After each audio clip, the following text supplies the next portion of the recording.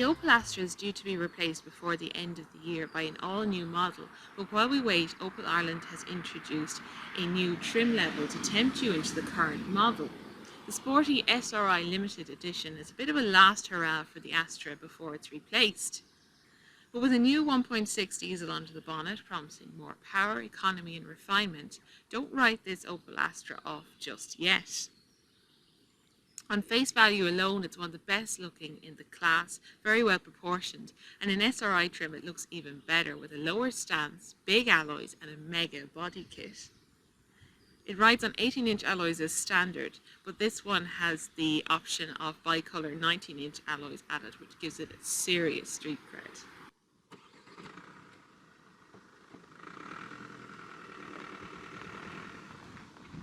Now the cabin in the Astra has a good high quality feel and the build quality is very good. There's some nice touches in here like gloss black on the door handles. I love a bit of gloss black. And then there's a bit of chrome trim around the dials. The leather steering wheel feels really nice in the hands.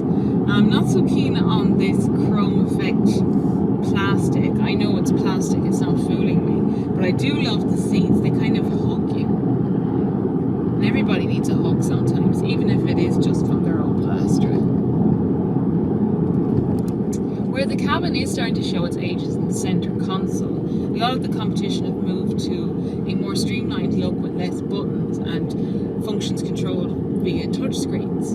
Now the fan and the heat controls, they're easy to find and operate, but it's when you go to maybe change the radio station or you want to type something into the sat nav, it's a little bit more tedious, I suppose, because you have to use this rotary dial and then you're trying to look at the screen to make sure you've selected the right thing. So it's a bit fiddly like that, but I've been using the controls on the steering wheel and that's working out okay for me.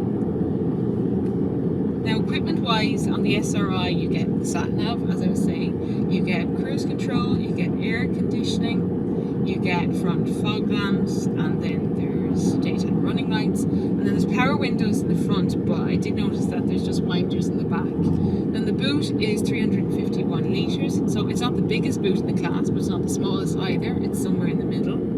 And then the space in the cabin is good, you'll seat 4 adults, no problem. Now this one has Opel's new 1.6 litre diesel and it produces 110 brake horsepower and it's got a 6-speed manual gearbox. Now also available for the SRI is the same engine but tuned to produce 136 brake horsepower, and then there's a 2 litre diesel with an automatic gearbox. This one is probably the best compromise on price, performance and economy. Now Opel call this their whisper diesel, probably because they want to emphasise the low noise and refinement credentials of this engine. Now around town it's more of a grumble than a whisper, just when you're stopping and starting and when the car is idling, but when you get it up to speed, if you're out on the open road, on the motorway, it is very quiet. And then it's got loads of power and torque, there's lots of life in it, and there's good flexibility in all the gears, so you're never too far away from the power.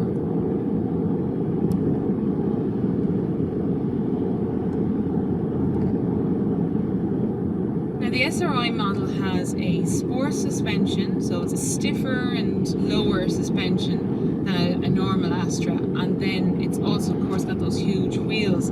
But the ride comfort is not all that adversely affected. It's still quite a cosseting ride, it doesn't crash over bumps. And of course you get that nice tidy handling. It's very controlled through the bends, it changes direction really well, but it somewhat lacks that connected to the road feel that you get in a Ford Focus. That just makes that Ford Focus a little bit more fun to drive. There's just a little bit less feedback here reaching the steering wheel.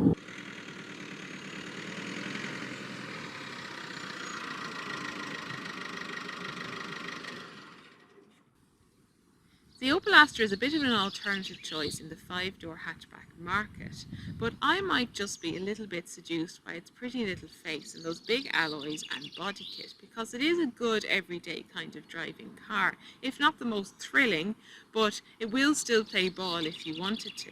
In terms of infotainment and usability, the competition has moved on, but you can't deny the fit and finish of the cabin of this is of very high quality. And with that 1.6 diesel onto the bonnet, there are still lots of reasons to like the Opel Astra.